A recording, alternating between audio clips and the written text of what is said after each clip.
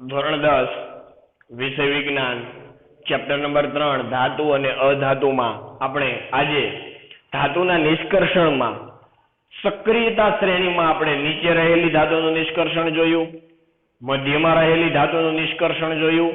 આજે સક્રિયતા શ્રેણીમાં ટોચ પર રહેલી ધાતુનું નિષ્કર્ષણ એટલે કે ઉપર ખૂબ જ સક્રિય ધાતુ છે ને એનું નિષ્કર્ષણ કઈ રીતના થાય એનો અભ્યાસ કરવાનો છે. તો આપણને ખબર છે સક્રિયતા શ્રેણીમાં આપણને ટોચ પર કઈ કઈ ધાતુ છે ચાવી આપણે યાદ કરીએ તો આપણને ખબર છે સોડિયમ, પોટેશિયમ, કા મેંગો એટલે Mg, એલ્યુમિનિયમ આવી સોડિયમ, પોટેશિયમ, મેગ્નેશિયમ, એલ્યુમિનિયમ જેવી સક્રિય ધાતુનું નિષ્કર્ષણ આજે આપણે ભણવાનું છે. તો વિદ્યાર્થી મિત્રો આપણને ખબર છે આ બધી ધાતુઓ ઓક્સાઇડ સ્વરૂપે કે સલ્ફાઇડ સ્વરૂપે જે સ્વરૂપે મળતી હોય એમાંથી આપણે એનું રિડક્શન કાર્બન કે કાર્બન મોનોક્સાઇડ દ્વારા કરી શકીએ નહીં. શું કામ ન કરી શકીએ? કારણ કે આ ધાતુ છે કાર્બન કે કાર્બન મોનોક્સાઇડ કરતા ઓક્સિજન પ્રત્યે વધારે આકર્ષણ ધરાવે છે. એટલે કાર્બન કે કાર્બન મોનોક્સાઇડ દ્વારા તમે રિડક્શન કરવા જાઓ એ પહેલા એ ઓક્સિજનને શું કરી લે? આકર્ષી લે છે. એટલે આ ધાતુનું કાર્બન કે કાર્બન મોનોક્સાઇડના રિડક્શન દ્વારા તો આપણે નિષ્કર્ષણ કરી જ નહીં શકીએ. તો શું કરવાનું? તો આવી સક્રિય ધાતુનું નિષ્કર્ષણ કરવા માટે વિદ્યુત રાસાયણિક રિડક્શન પદ્ધતિ અપનાવવામાં આવે છે. કઈ પદ્ધતિ અપનાવવામાં આવે છે? વિદ્યુત રાસાયણિક રિડક્શન. તો આપણે જોઈએ, મુદ્દા લખતા જઈએ તો લખીએ કે ટોચ પર રહેલી ધાતુઓ જેવી કે sodium, potassium, magnesium, aluminium, sodium, potassium, magnesium, aluminium જે કાર્બન કે કાર્બન મોનોક્સાઇડ વડે રિડક્શન પામતી નથી. કારણ કે આવી સક્રિય ધાતુ ઓક્સિજન પ્રત્યે કોની પ્રત્યે? ઓક્સિજન પ્રત્યે વધારે આકર્ષાય છે. આવી ધાતુ ઓક્સિજન પ્રત્યે વધારે આકર્ષણ ધરાવે છે.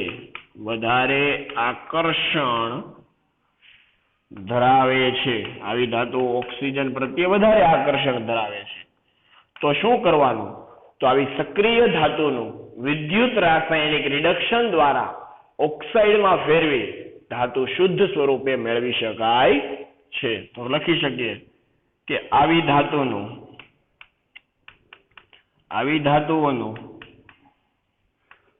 વિદ્યુત રાસાયણિક રિડક્શન કઈ પ્રક્રિયા છે? યાદ રાખજો, ટોચ પર રહેલી ધાતુનું શુદ્ધિકરણ માટે વિદ્યુત રાસાયણિક રિડક્શન. શું કરવાનું? વિદ્યુત રાસાયણિક રિડક્શન દ્વારા તેનું ઓક્સાઇડ સ્વરૂપમાંથી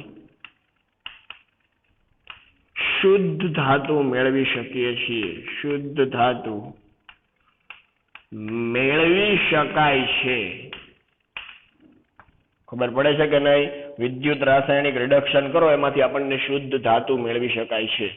તો સર આ ધાતુઓનું આપણે વિદ્યુત રાસાયણિક રિડક્શન કરીએ તો ચાલો, તો પણ શું કરવાનું વિદ્યુત રાસાયણિક રિડક્શન કરવા માટે? તો વિદ્યાર્થી મિત્રો આવી ધાતુનું વિદ્યુત રાસાયણિક રિડક્શન કરવા માટે પહેલા તેનું દ્રાવણ પીગલિત સ્વરૂપમાં હોવું જોઈએ.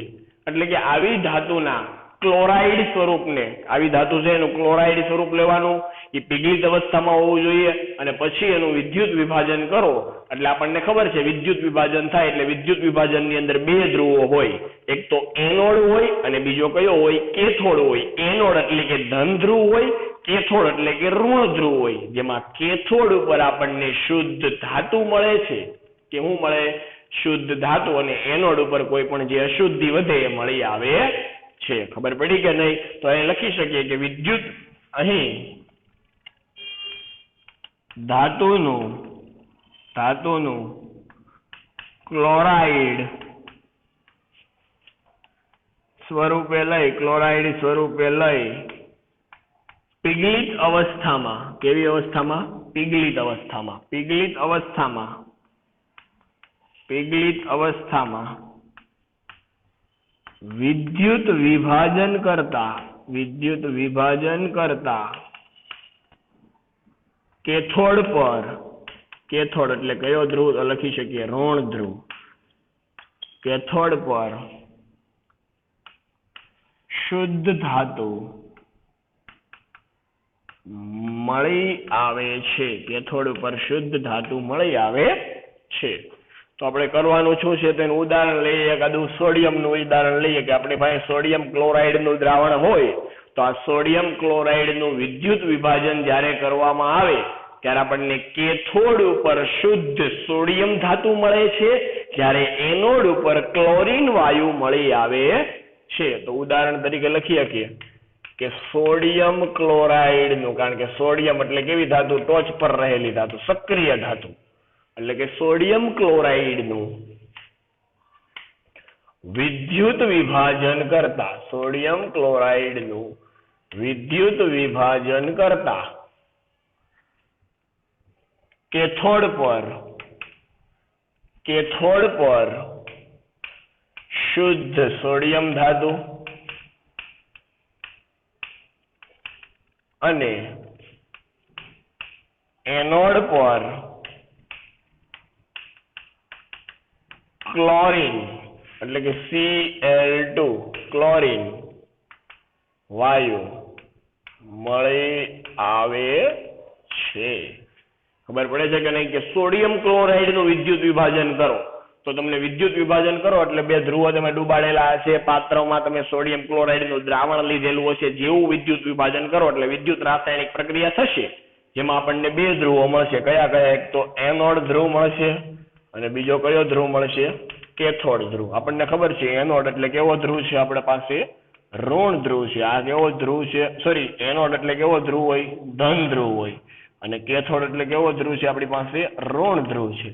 આ બંને ઉપર આપણે પ્રક્રિયા જોવી તો કેવી પ્રક્રિયા થાય તો અહીં જોઈ શકીએ. એનોડ ઉપર કોની પ્રક્રિયા થાય છે? ક્લોરીનની પ્રક્રિયા થાય છે. કોની? ક્લોરીન. તો આપણી પાસે ક્લોરીન છે. હા, ક્લોરીન છે કેવો હોય? માઇનસ. એમાંથી ક્લોરીનની પ્રક્રિયા થઈ, Cl માઇનસ હોય એમાંથી આપણને મળ્યો ક્લોરીન Cl2 સ્વરૂપે.